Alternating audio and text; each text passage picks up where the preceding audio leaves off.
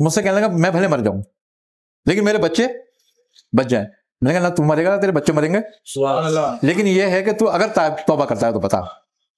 اس نے کہا ہاں جی ٹھیک ہے میں توبہ کروں گا. میں نے کہا صحیح ہے. میں نے کہا ایک کام کرو تم, ایک مولوی صاحب کو مؤذن صاحب کو بلاؤ, مسجد کے قریب مسجد تھی, میں نے مؤذن صاحب کو بلایا. میں نے کہا تمہیں ایک کام کرنا ہے. کہنے لگا کیا؟ میں نے کہا تم نے یہاں پر اذانیں دینی ہے کھڑے ہو کے, اس کے کرنا ہے, اور 5 اذانیں دینی ہے 5 ٹائم, 25 اذانیں روز دینی ہے تم نے یہاں پر کھڑے ہو. کہنے کتنے دن تک؟ میں نے صرف 5 دن تک دینی ہے تم نے.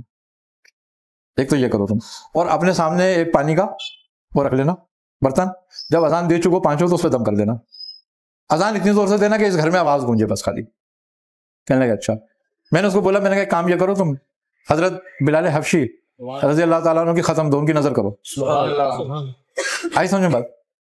کہنے لگے پھر میں نے کہا اس کا توڑ یہی ہے تم یہ کرو. کہنے لگے اچھا. انہوں نے ایسے ہی کرا. ایک میں نے کہا بکرا جانور تمہارے پاس ہے تو لا کے باندھ دو رائے اللہ کے لیے کہ 5ویں دن تمہیں اس کو ذبح کرنا ہے, اور اس کا ثواب جو ہے حضرت بلال حبشی کو احسال کر دینا ہے کہ یہ تمہاری طرف سے ان کے لیے. کوئی عمل نہیں کیا خاص, بھئی یہ ایک عمل تھا جو کروایا. اور اس کو میں نے کہا یہ 5 دن کے اندر تو استغفار 1.25 لاکھ بار پڑھو اگر تو پڑھ سکتا ہے تو. اس نے کہا ہاں میں پڑھ لوں گا. میں نے کہا بس خالی تو نے اتنا ہی کرنا ہے کہ استغفر اللہ ان اللہ غفور رحیم. پہلی بات یہ کہ جب ہم کسی کے لیے بھی کوئی اسم, کوئی آیت, کوئی سورت پڑھتے ہیں تو سب سے پہلے ہمیں یہ دیکھ لینا چاہیے کہ جو ہم کر رہے ہیں یہ جائز ہے یا ناجائز. بہت سارے لوگ تمہارے پاس ایسے آئیں گے بڑے مظلوم بن گے اور ہوں گے بڑے ظالم, اور سامنے والا بیچارہ مظلوم ہوگا اور اس کو بڑا ظالم بتائیں گے, اور تمہارے سے اپنا کام نکلوائیں گے. اچھا تم اس کا کام تو نکل جائے گا مگر تم عذاب میں مبتلا ہو جاؤ گے. حق ہو گیا نا, حق ہو گیا. ایک صاحب تھے, ان سے میری ملاقات ہوئی, وہ عامل تھے, تو وہ سفلی کے عامل تھے. جب میں ان کے گھر گیا وہ بری حالت میں, تو دکھایا مجھے, کہنے لگے ایسے ایسے ہو گیا. اب وہ مجھ سے کہنے لگے مجھے اپنی جان کی فکر نہیں ہے لیکن میرے بچے نہیں بچیں گے. اللہ اکبر, بچوں پہ بھی آئے.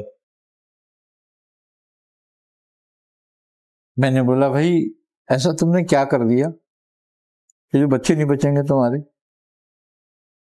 کہنے لگے جس سے میں چیز سے کام لیتا ہوں نا وہ شیطان ہے. اس نے مجھے ایک کام کے لیے منع کیا تھا, اور اس نے کہا تھا اگر تم نے یہ کام کرا تو تجھے بڑا نقصان ہوگا. بولا میں نے اس کی بات سمجھی نہیں, لیکن وہ کام مجھ سے ہو گیا. اسی دن سے میں چرپائی پہ ہوں اور میرے بچوں کی بری حالت ہے, اور وہ میرے بچوں کو مار دے گا. اور اس کے بچوں کا یہ عالم تھا, 3 بچے تھے اس کے, کہ وہ نوالا رکھتے تھے, صرف نوالا ان کے منہ میں ہوتا تھا, باقی جو کچھ پیٹ میں ہوتا تھا وہ بھی باہر ہوتا تھا. اللہ. ایک بچے کو اسپتال لے کے جا رہے ہیں, ایک کو اسپتال سے لے کر آ رہے ہیں, اور بچوں کی ایسی حالت, وہ ڈاکٹر ڈرپ لگاتے تو وہ اندر ڈرپ کا پانی بھی نہیں جاتا, ہاتھ پھول کے اتنا موٹا ہو جاتا. میں نے بولا یار یہ تو واقعی بہت برا ہو گیا. اب جو دیکھا اس کا گھر, اب وہ آدمی بھی اتنا زیادہ مالدار نہیں, بیچارہ غریب آدمی. وہ مجھ سے کہنے لگا میں کیا کروں. میں نے کہا بھائی پہلی بات تو یہ ہے کہ اگر تو توبہ کرتا ہے, تائب ہوتا ہے اس سے, تو پھر ہم بھی کچھ کرتے ہیں. اور اگر تو نے یہی کچھ کرنا ہے تو بھائی تو کر, اور بھگت, برے کا تو برا انجام ہے. کبھی شیطان کسی کا دوست نہیں ہوتا. جب قرآن کہہ رہا ہے کہ آدم کی اولاد یہ تمہارا کھلا دشمن ہے, اس کی پیروی نہ کرنا, تو یہ کیا ہے؟ سب کچھ پیروی کرنا ہے نا اس کی. جی.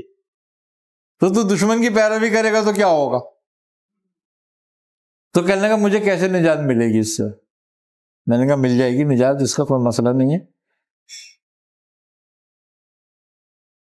مجھ سے کہنے لگا میں بھلے مر جاؤں لیکن میرے بچے بچ جائیں. میں نے کہا نہ تو مرے گا تیرے بچے مریں گے، سبحان اللہ. لیکن یہ ہے کہ تو اگر توبہ کرتا ہے تو بتا. اس نے کہا ہاں جی ٹھیک ہے میں توبہ کروں گا. میں نے کہا صحیح ہے. میں نے کہا ایک کام کرو تم، ایک مولوی صاحب کو، مؤذن صاحب کو بلاؤ. مسجد کے قریب مسجد تھی، میں نے مؤذن صاحب کو بلایا. میں نے کہا تمہیں ایک کام کرنا ہے. کہنے کا کیا؟ میں نے کہا تم نے یہاں پر اذانیں دینی ہیں کھڑے ہو کے، اس کے کرنا، اور 5 اذانیں دینی ہیں، 5 ٹائم، 25 اذانیں روز دینی ہے تم نے یہاں پر کھڑے ہو. کہنے کتنے دن تک؟ میں نے صرف 5 دن تک دینی ہے تم نے. ایک تو یہ کرو تم، اور اپنے سامنے ایک پانی کا وہ رکھ لینا برتن. جب اذان دے چکو 5 تو اس پہ دم کر دینا. اذان اتنی زور سے دینا کہ اس گھر میں آواز گونجے بس خالی. کہنے لگا اچھا. میں نے اس کو بولا، میں نے کہا ایک کام یہ کرو تم، حضرت بلال حبشی رضی اللہ تعالیٰ عنہ کی ختم دو، ان کی نظر کرو. سبحان اللہ. آئی سمجھ میں بات؟ کہنے لگے پھر میں نے کہا اس کا توڑ یہی ہے، تم یہ کرو. کہنے لگے اچھا. انہوں نے ایسے ہی کرا. ایک میں نے کہا بکرا جانور تمہارے پاس ہے تو لا کے باندھ دو رائے للہ کے لیے، کہ 5ویں دن تمہیں اس کو ذبح کرنا ہے، اور اس کا ثواب جو ہے حضرت بلال حبشی کو ایصال کر دینا ہے کہ یہ تمہاری طرف سے ان کے لیے. کوئی عمل نہیں کیا خاص، بھائی یہی ایک عمل تھا جو کروایا. اور اس کو میں نے کہا یہ 5 دن کے اندر تو استغفار 1.25 لاکھ بار پڑھ، اگر تو پڑھ سکتا ہے تو. اس نے کہا ہاں میں پڑھ لوں گا.